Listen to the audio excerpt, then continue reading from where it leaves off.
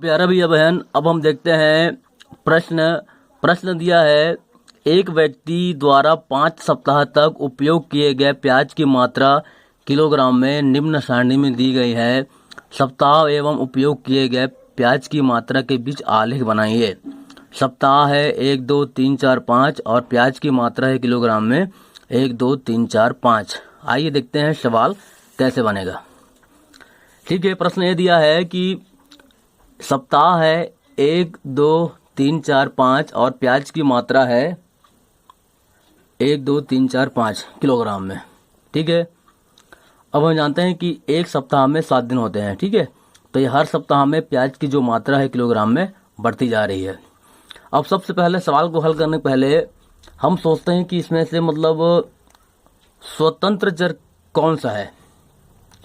तो हम देख रहे हैं कि जैसे जैसे सप्ताह की संख्या आगे बढ़ रही है, प्याज की मात्रा किलोग्राम में आगे बढ़ रही है। अर्थात सप्ताह जो है वह स्वतंत्र राशि है, अतः यह नीचे में आएगा।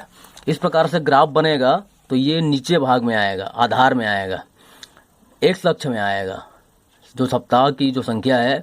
और जो प्याज की जो मात्रा है किलोग्राम में बढ़ रही है हर हफ्ता, 1 kilo, 2 kilo, 3 kilo, 4 kilo, 5 kilo, तो यह जो है सप्ताह पर डिपेंडेंट है, आश्रित है। तो ये प्याज की मात्रा आश्रित राशि है, अतः यह वाई अक्ष पर आएगी। तो आइए हम इस प्रकार से ग्राफ पेपर ले लेंगे और ग्राफ पेपर पे इसको बनाएंगे। बहुत ही महत्वपूर्ण प्रश्न है। अब देखते हैं आइए कैसे बनेगा। तो सबसे पहले हमने यहाँ पे लिया है 0, 1, 2, 3, 4, 5, 6, 7। ठीक है, ये एक अक्ष है, यह है सप्ताह, यह सप्ताह है। ठीक है, सप्ताह की संख्या है, क्योंकि यह स्वतंत्र राशि है इसलिए यह एक अक्ष में आएगी। अब हमको दिया है प्याज की मात्रा, तो प्याज की मात्रा इधर आएगा 1, 2, 3, 4, 5, 6, 7। हम आवश्यकता अनुसार ले सकते हैं और यहाँ पे लिखेंगे हम प्याज की मात्रा किलोग्राम में। ठीक है, ये वाई अक्ष है, ये वाई अक्ष है और यह सप्ताह है, एक्स अक्ष है और ये प्याज की मात्रा है।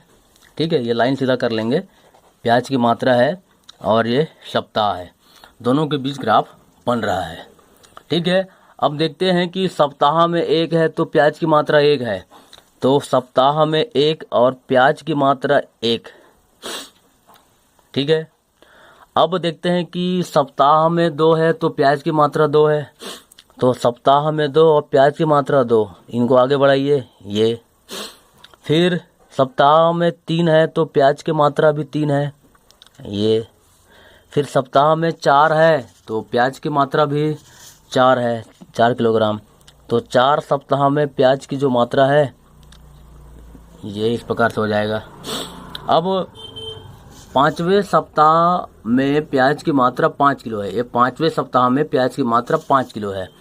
तो 5वां सप्ताह ये है, देखिए, और प्याज की मात्रा 5 किलोग्राम है। तो इस प्रकार से अब हम इसको मिला देंगे तो ये इस प्रकार से हमको ग्राफ प्राप्त होता है। ये इसको यहाँ तक ही रखेंगे, आगे नहीं बढ़ाएंगे। ठीक है, यहाँ तक ही रहेगा, लेकिन अगर आगे और अमाउंट मिलता है तो ये ग्राफ आगे बढ़ेगा। तो हमको यहाँ तक ही रखना है ये। ठीक है, तो ये है, इस प्रकार से आपका ग्राफ जो है बनेगा। अब आता है पैमाना, अब आता है पैमाना। एक्स अक्ष पर, एक्स अक्ष पर एक खाना, मतलब ये एक्स अक्ष का एक डिब्बा, ठीक है, बराबर एक सप्ताह, एक सप्ताह। और वाई अक्ष पर, वाई अक्ष पर एक खाना बराबर 1 किलोग्राम। ठीक है, हम प्याज को माने वहाँ पर 1 किलोग्राम प्याज। ठीक है, ये इस प्रकार से पैमाना बनेगा। और आपका जो प्रश्न है इस प्रकार से बनेगा, ऐसे ही आप अच्छे से बनाइए और दिखाइए। ये 5 नंबर में आता है, बहुत ही महत्वपूर्ण प्रश्न है।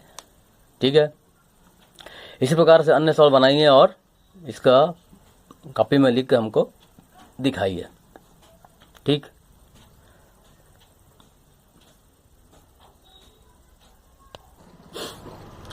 और यहाँ पे हल लिख लेंगे। हल लिखकर ही सवाल को ऐसे स्टार्टिंग करेंगे। ये दिया गया है, ये दिया गया में आएगा, दिया गया है, ये प्रश्न है। और इस प्रकार से ये अक्ष बनेगा, एक्स अक्ष, वाई अक्ष, और ये उनके नाम लिखेंगे, प्याज की मात्रा, सप्ताह, और ये इस प्रकार से उसका पैमाना रहेगा। इसी प्रकार से अन्य सवाल बनाइए और दिखाइए। कुछ एग्जाम्पल दिए हैं, उनको भी देखिए, और बहुत सारा सवाल ऐसे बन जाता है। ओके।